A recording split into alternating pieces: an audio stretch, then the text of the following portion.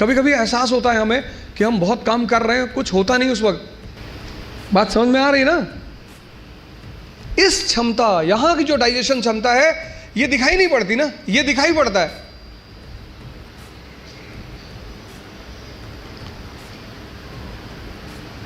ये पेट दिखाई पड़ता है, ये पेट दिखाई नहीं पड़ता।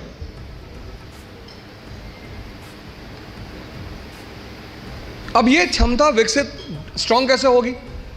बड़ा प्यारा फॉर्मूला, सेकंड फॉर्मूला। क्षमता बढ़ानी है मन की हजम करने की, बहुत प्यारा, जो कि फिर 98% लोग नहीं करते। तुम बिना सोचे पढ़ सकते हो, तुम बिना सोचे पढ़ सकते हो, बिना सोचे लिख नहीं सकते। एक फॉर्मूला है 20 पेजेस पर डे। आप लिखिए। आप किसी भी कोचिंग जाते हैं, कहीं भी जाते हैं, कोई टॉपिक खत्म होता है, उस टॉपिक को आप कम से कम 5 बार लिखिए। अब पढ़ने की आदत छोड़िए, लिखना शुरू करिए। जितना आप लिखेंगे उतना सोचने की क्षमता या हजम करने की क्षमता डेवलप होगी।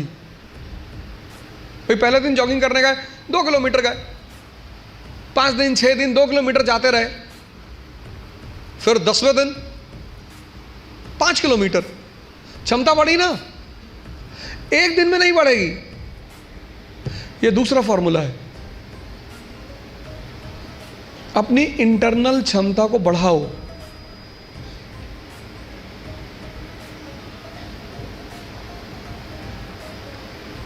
नहीं बात क्लियर हुई? हाँ, कितने लोगों को इस बात का वो रहता है? मुझसे बहुत सारे लोग मिलते हैं, सर हमें कुछ याद नहीं रहता।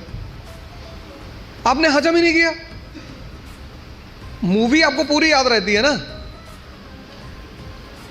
नॉवेल पढ़ा आपने पूरी याद रहता है, पूरा नॉवेल, एक एक लाइन, एक एक कैरेक्टर याद है। ये क्यों नहीं याद है? क्योंकि आपने हजम करने की कोशिश नहीं की। ये दूसरा फॉर्मूला। अपनी इंटरनल कैपेसिटी को पहचानो, पहचानो। यही तो है सेल्फ इंट्रोस्पेक्शन। और अगर वो कम है, बढ़ा लो। 3 महीने, 90 दिन का कोर्स है ये। 3 महीने, 3 महीने अगर 20 पेजेस लिख ले गए तो तुम बिलीव नहीं करोगे कि तुम्हारे सोचने की क्षमता कितनी डेवलप हो जाएगी, हजम करने की क्षमता कितनी डेवलप हो जाएगी।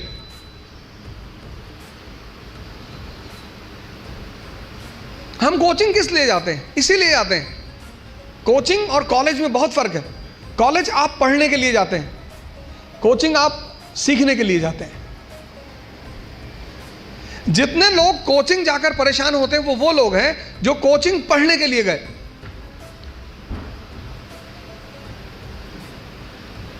अगर कोचिंग भी पढ़ा रही है और कॉलेज भी पढ़ा रही है तो फिर दोनों में फर्क कहां है?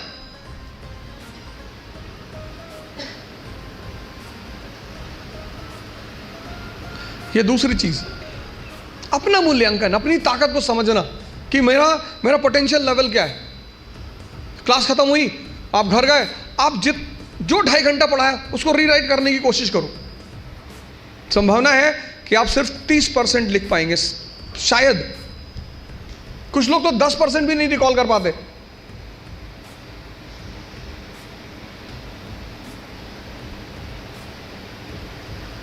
तो पहला काम क्या करना है? एग्जामिनेशन पैटर्न को समझना है। ये क्या है, कैसे है, पहला चरण क्या है, दूसरा चरण क्या है, तीसरा चरण क्या है। दूसरा क्या करना है? सेल्फ इंट्रोस्पेक्शन करना है। उसकी सबसे बड़ी वजह यह है कि इस देश में ह्यूमैनिटीज को कोई इज्जत ही नहीं है।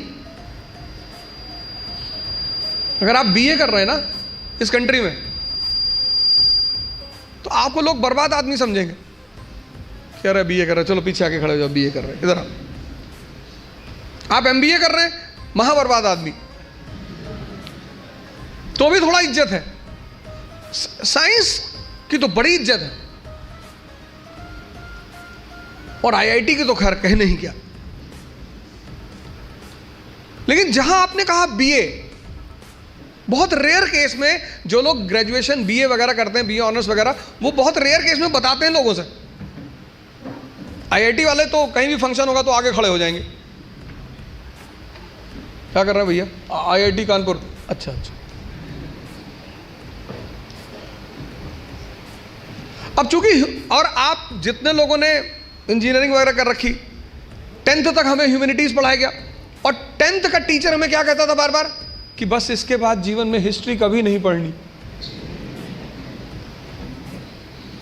इसके बाद जीवन में सिविक्स कभी नहीं पढ़नी, इसके बाद जीवन में जो बेटा ये बस 1 साल बेटा। अब उस टीचर का चेहरा बहुत याद आता होगा। मतलब हमें ये स्कूलों में बताया गया, ज्यादातर, हो सकता है सब में ना हो, लेकिन ज्यादातर स्कूलों में, हमारे स्कूल में हमारी हिस्ट्री की टीचर बोलती थी बस अब जीवन में हिस्ट्री पढ़ना ही नहीं। हमें क्या पता था हिस्ट्री से ही जिंदगी चलेगी। और इतिहास, मैंने कहा ना, सब्जेक्ट नहीं, दर्शन। एक से एक कैरेक्टर जिन्होंने असंभव को मजाक बनाया। आप वर्ल्ड हिस्ट्री पढ़ोगे, एक से एक कैरेक्टर। बिस्मार्क, पूरा यूरोप नहीं चाहता कि जर्मनी राष्ट्र बने, पूरा यूरोप। अभी सर ने कहा कि जब आप कुछ बड़ा करना चाहते हो तो आपका लोग विरोध करते हैं, तो 1-2 लोग विरोध करते हैं, उसी में आदमी की हालत खराब। पूरा यूरोप नहीं चाहता कि जर्मनी नेशन बने, और वो आदमी उस परिस्थिति में, उस सिचुएशन में, जब यूरोप चाहता ही नहीं, 1871 में जर्मनी को नेशन बना देता है।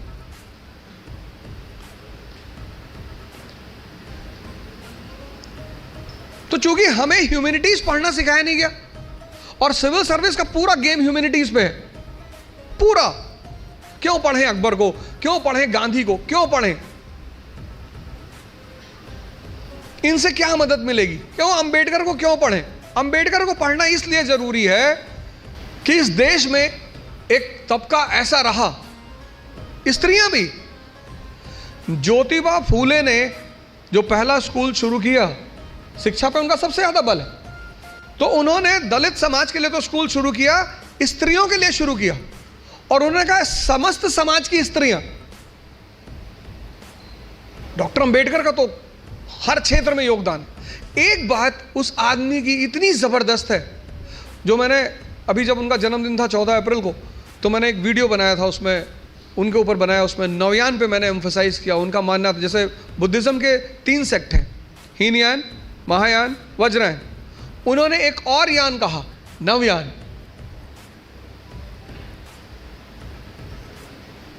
दुनिया में जो भी परेशान है, जो भी सफर कर रहा है, एक बहुत बड़ी बात उस व्यक्ति को पकड़ में आ गई, शिक्षा।